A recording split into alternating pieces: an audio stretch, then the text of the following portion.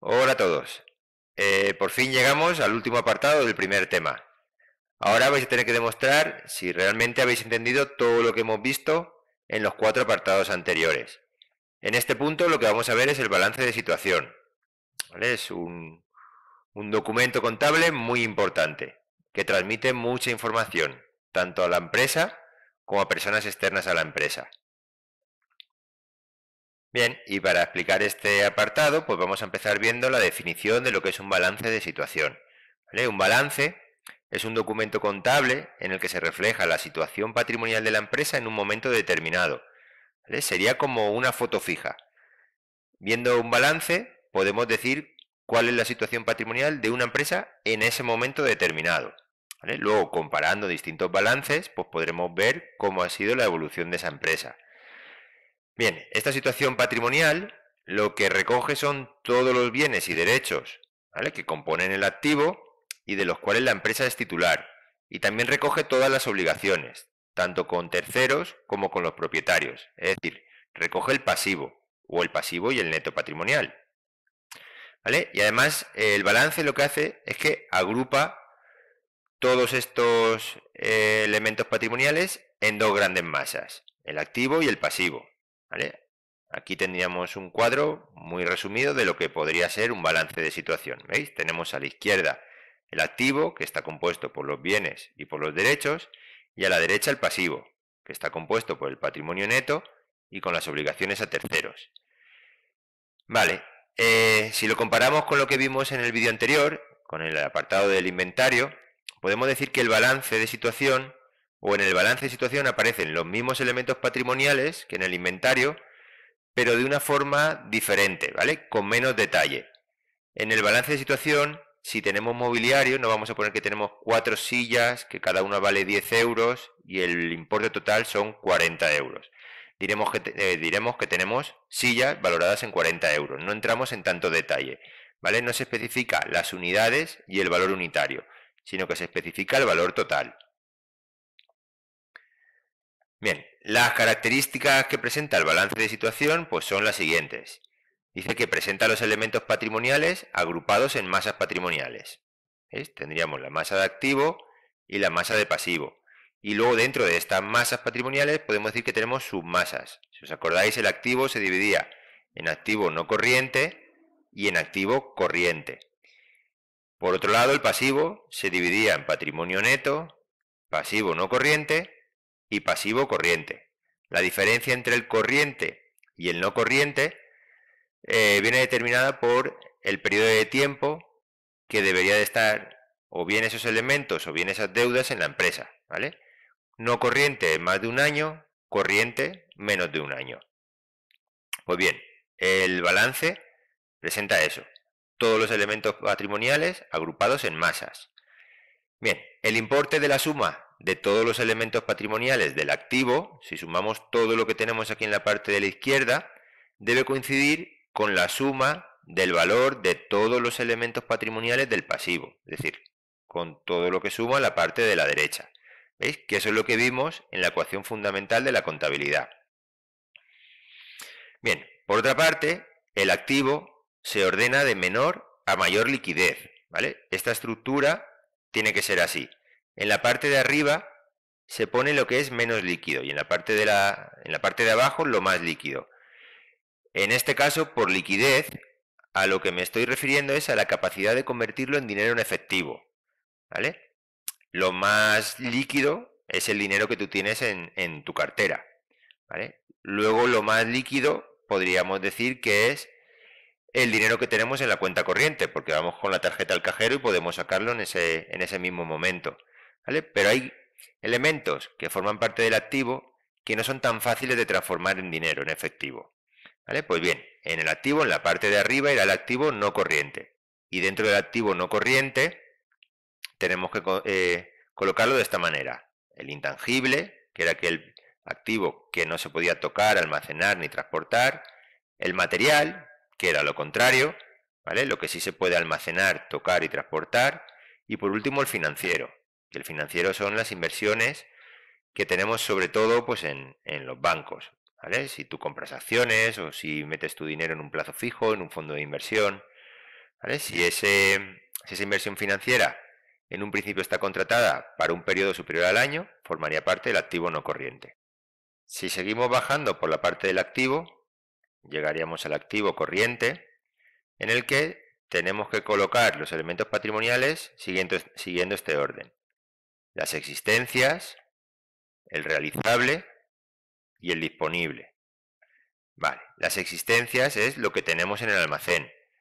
Para que las existencias se transformen en dinero, pues previamente las tenemos que vender, y si no las vendemos en efectivo, pues el cliente, pasado un plazo, nos tendrá que hacer el pago de esa compra. Luego está el realizable, que el realizable son los derechos de cobro que tenemos sobre los clientes y los deudores. Y por último está el disponible, que el disponible es el dinero en efectivo o en cuentas corrientes. Bien, si pasamos ahora a la parte del pasivo, el pasivo se ordena de menor a mayor exigibilidad.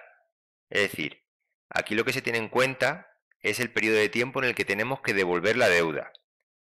Lo menos exigible es el patrimonio neto, es decir, las deudas con los propietarios de la empresa, porque salvo que la empresa cierre o salvo que uno de los socios o accionistas decida abandonar la empresa y vender sus participaciones o sus acciones, ese dinero no se lo tendremos que devolver.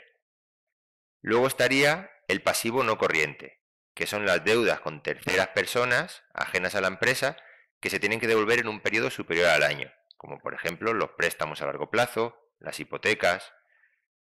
Y por último estaría el pasivo corriente, que son las obligaciones de pago con terceras personas que se tienen que pagar en un periodo inferior al año. Aquí es donde aparecen las deudas con proveedores, con Hacienda, con los trabajadores, con acreedores, por ejemplo. Y nada, esta sería la estructura que tendrían los balances de situación. Luego el balance de situación real que tiene que presentar la empresa cuando presenta las cuentas anuales es muchísimo más amplio que esto, pero eso ya lo veremos más para adelante. Ahora lo que vamos a hacer es, a partir del ejemplo del apartado anterior, del inventario, vamos a recoger toda esa información y la vamos a poner en forma de balance. Bien, y para ello, pues ya me he preparado en el Excel este balance de situación, en el que he incluido la fórmula para que se sumen solo las cantidades. Si miramos el ejemplo, ¿vale? En este inventario, en la parte de arriba teníamos el activo, en la parte de abajo teníamos el pasivo, y mediante la diferencia entre el activo y el pasivo sacábamos el neto patrimonial. Ahora lo que vamos a hacer es traspasar toda esta información a este balance de situación. Vale, tenemos que empezar por el activo no corriente. Entonces, me vengo al activo y esto no es activo no corriente, esto tampoco, esto tampoco, esto tampoco, pero esto y esto sí. ¿Vale? Vamos a empezar poniendo, por ejemplo, el mobiliario. El mobiliario tiene un valor de 2.760 euros. Las construcciones tienen un valor de 40.000 euros y los terrenos están valorados en 8.000 euros. ¿Vale? Si sumamos todo esto, tendríamos el valor del activo no corriente, que son 50.760. Dentro del activo corriente, lo primero que tenemos que poner son las existencias o las mercaderías, que en este caso están valoradas en 10.720. Lo siguiente que tendríamos que poner es el realizable, que es lo que nos deben los clientes. Y en este caso, los clientes nos deben 1.870 euros. Y por último, tenemos que poner el disponible. Y el disponible, en este caso, lo tenemos separado entre lo que tenemos en las cuentas corrientes, que son 2.100 euros, y lo que tenemos en efectivo en la caja de la empresa, que son 500. Si sumamos todo esto, tendríamos el valor total del activo corriente. Y si sumamos el activo corriente y el activo no corriente, tendríamos el total del activo. Vale, si pasamos a la parte de la derecha, la parte del pasivo, empezamos con el patrimonio neto, ¿vale? Y el patrimonio neto tenemos aquí que son 46.300 euros. En este caso, con esta información no sabemos de dónde proviene ese importe. Podría ser todo capital social, podría ser capital social y reservas, ¿vale? Que son los beneficios no distribuidos. Pero bueno, por poner algo, voy a poner capital social. Vamos a suponer que esos 46.300 euros forman parte del capital social de la empresa. Ahora vamos a buscar deudas a largo plazo, que sería el activo no corriente. Pues aquí, en este caso, no tenemos ninguna deuda que ponga que sea a largo plazo. Esta con la entidad de crédito no pone que sea a largo ni a corto. Aquí tenía que haber especificado un poco más en los apuntes. Tendría que haber dicho si esa deuda es a largo o a corto plazo para poder hacer de forma correcta este ejercicio. Bien, como no lo especifica, lo que voy a suponer es que es pasivo no corriente, que es una deuda a largo plazo. Lo pongo aquí. Deudas con entidades de crédito a largo plazo. Y pongo que esa deuda es de 13.600 euros. Y por último tendríamos lo que debemos a los proveedores, que la deuda asciende a 6.050 euros.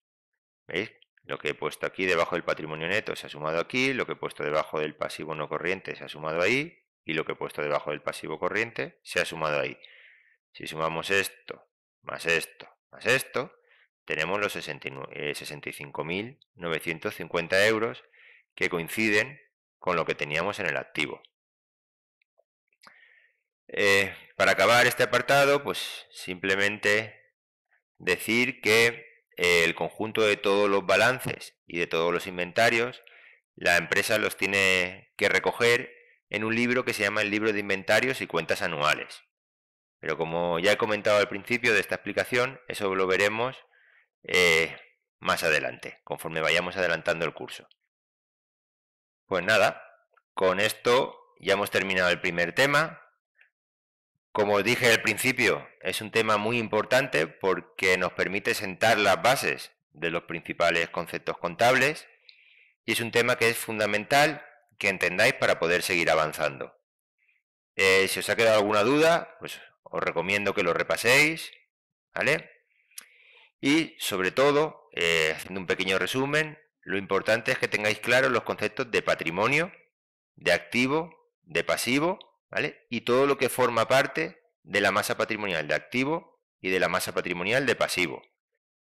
También es muy importante que reconozcáis los elementos patrimoniales y que sepáis diferenciar entre los que corresponden al activo y los que corresponden al pasivo. ¿Os acordáis? En algunos de los ejemplos de los vídeos anteriores leíamos frases, por ejemplo, de la empresa tiene 500 euros en efectivo. De esa frase tenéis que saber buscar cuál es el elemento patrimonial, que en este caso sería caja, ¿vale? Dónde lo tenéis que ubicar, que sería el activo, y dentro del activo, el activo corriente, ¿vale? Y que además se tiene que valorar. Tendréis que poner que en la caja tiene 500 euros. Fundamental también tener clara la ecuación fundamental de la contabilidad, ¿vale? Y si un balance no suma lo mismo en el activo que en el pasivo, que sepáis que está mal hecho, ¿vale? Se dice que el balance tiene que cuadrar. Cuadrar es un término contable, ¿vale? Cuando un balance cuadra, significa que el activo suma lo mismo que el pasivo. Pues bien, si estáis haciendo un ejercicio y el balance no cuadra, tendréis que buscar cuál ha sido el error para poder solucionarlo. Y nada, con esto estaría el primer tema acabado. Lo dicho, espero que estos vídeos os sirvan de ayuda y sobre todo que hayáis asentado una buena base para poder seguir avanzando en el temario. Hasta el próximo vídeo.